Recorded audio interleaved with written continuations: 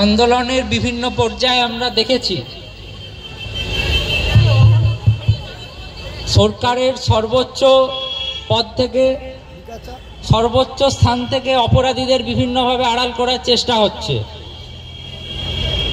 এবং কিছুক্ষণ আগে আমরা এটা জানতে পেরেছি যে অভিক দে, যাকে এক সময় পুলিশের সর্বোচ্চ কর্তা, তিনি মিটিং করে ফিঙ্গারপ্রিন্ট এক্সপার্ট বলেছিলেন, সেই অভিক দে নাকি আবার মেডিকেল কাউন্সিলে ফিরে গেছেন। এবার বলবেন সিনিয়র ডাক্তারদের সংগঠনের পক্ষ থেকে ডক্টর পূর্ণব্রত গুণ। কলেজ স্কোয়ার থেকে নিয়ে শ্যামবাজার অবধি ওয়েস্ট বেঙ্গল জুনিয়র ডাক্তার ফ্রন্টের যে মিছিল, সেই মিছিল এখন শ্যামবাজারে একটি অবস্থানের রূপ নিয়েছে। আমাদের সংগঠন সিনিয়র ডাক্তারদের যে যৌথ মঞ্চ, জয়েন্ট প্ল্যাটফর্ম অফ ডক্টরস, এবং চিকিৎসক এবং সাধারণ মানুষের যে যৌথ মঞ্চ, অভয়া মঞ্চ, আমরা জুনিয়র ডাক্তারদের এই যে আন্দোলনের কর্মসূচি, এই আন্দোলনের কর্মসূচিতে আগেও ছিলাম, এখনো আমরা আছি। একদিকে আমরা যখন অভয়ার সুবিচারের দাবিতে আমরা যখন আন্দোলন করে যাচ্ছি, আমরা যখন চিৎকার করে যাচ্ছি যাতে আমাদের বধির প্রশাসনের আমাদের কানে যাতে আওয়াজ ঢোকে, সেই সময় আমরা তার পাশাপাশি কতগুলো জিনিস দেখতে পাচ্ছি, সেগুলো আপনাদেরকে জানানো দরকার। আপনারা জানেন যে সন্দীপ ঘোষকে নিয়ে প্রতিবাদীরা যখন প্রতিবাদ করেছিল, সেই সময় তার রেজিস্ট্রেশন নাম্বার কেড়ে নেওয়া হয়েছে বলে মেডিকেল কাউন্সিল থেকে জানানো হয়েছিল। যদিও জানতাম আমরা যেভাবে মেডিকেল কাউন্সিল একজনের রেজিস্ট্রেশন নাম্বার কেটে নিতে পারে, সন্দীপ ঘোষের ক্ষেত্রে সেই পদ্ধতি মানা হয়নি। পদ্ধতি না মেনেই তার রেজিস্ট্রেশন নাম্বার কেড়ে নেওয়া হয়েছে, এটা ঘোষণা করা হয়েছিল। সন্দীপ ঘোষের পক্ষ থেকে সন্দীপ ঘোষের স্ত্রী হাইকোর্টে মুভ করেন যাতে তাকে রেজিস্ট্রেশন নাম্বার ফিরিয়ে দেওয়া হয়। হাইকোর্টের নির্দেশে মেডিকেল কাউন্সিল আজকে সন্দীপ ঘোষের স্ত্রীর একটি শুনানিতে সন্দীপ ঘোষের স্ত্রীকে ডাকেন, যদিও নিয়ম অনুযায়ী যার রেজিস্ট্রেশন কেড়ে নেওয়া হচ্ছে তারকেই আত্মপক্ষ সমর্থনের সুযোগ দেওয়ার কথা। আমরা আশ্চর্য হচ্ছি একটা খবর পেয়ে, সেই খবরটা হলো অভিক দে, যে অভিক থেকে মেডিকেল কাউন্সিল থেকে ডিবার করা হয়েছিল, যে অভিকদের বিরুদ্ধে 4টি মেডিকেল কলেজের প্রিন্সিপালদের নিয়ে তৈরি করা একটা কমিটি প্রমাণ পেয়েছে থ্রেট কালচারে লিপ্ত থাকার, সেই অভিক দে আজকে শুনানিতে উপস্থিত ছিল। পেনাল এবং এথিক্যাল কমিটির একজন সদস্য হিসেবে শুনানিতে সন্দীপ ঘোষের রেজিস্ট্রেশন নাম্বার ফেরত দেওয়া হবে কিনা, এক অপরাধীর রেজিস্ট্রেশন নাম্বার ফেরত দেওয়া হবে কিনা, সেটা শুনানি করছে আরেক অপরাধী। এটা একটা ঘটনা। এর পাশাপাশি আজকে আবার একটা ঘোষণা হয়েছে।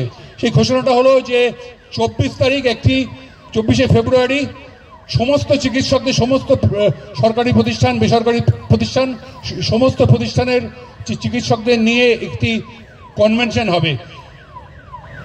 মমতা ব্যানার্জি তাতে উপস্থিত থাকবেন।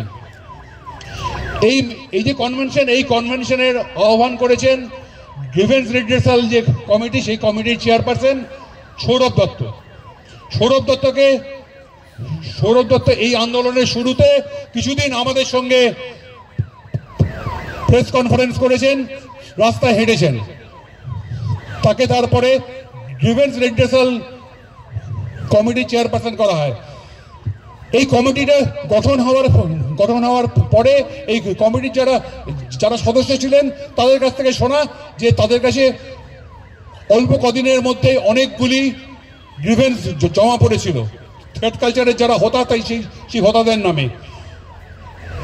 Sourav Dutta grievance redressal committee, তারা সেই গ্রিভেন্সগুলো নিয়ে বিচার বিবেচনা না করে একটি কনভেনশন ডাকছেন, যে কনভেনশনটা অভিজিৎ বন্দ্যোপাধ্যায় কিছুদিন আগে যেমন ডায়মন্ড হারবারের চিকিৎসকদের নিয়ে একটা কনভেনশন করেছিলেন, একই মডেলে সৌরভ দত্তের এই এখতিয়ার আছে বলে আমাদের মনে হয় না।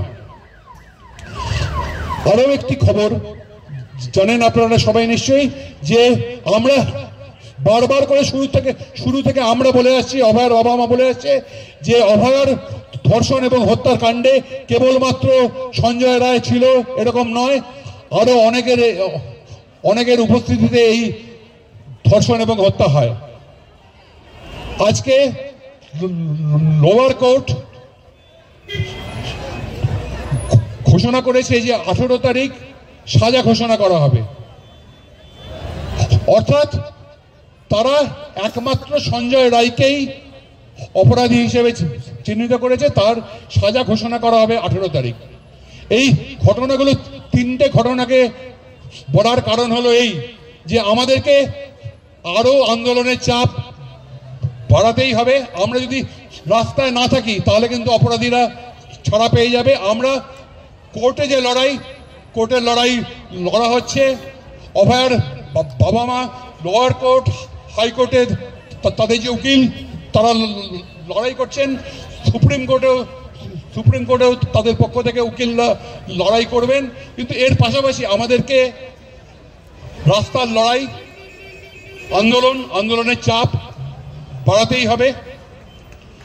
এছাড়া আজকে মেডিকেল কাউন্সিলের যে ঘটনাটি ঘটেছে, আমাদের মনে হয় যে এটা নিয়ে আমাদের অবিলম্বে কিছু স্টেপ নেওয়া দরকার। সেটা এমন হতেই পারে যে আগামীকাল আমরা মেডিকেল কাউন্সিলের সামনে আমরা আগে যেমন বিক্ষোভ প্রদর্শন করেছি, আমাদের কাছে খবর আছে যে আগামীকালও নাকি মেডিকেল কাউন্সিলে আরেকটি বৈঠক হওয়ার কথা আছে।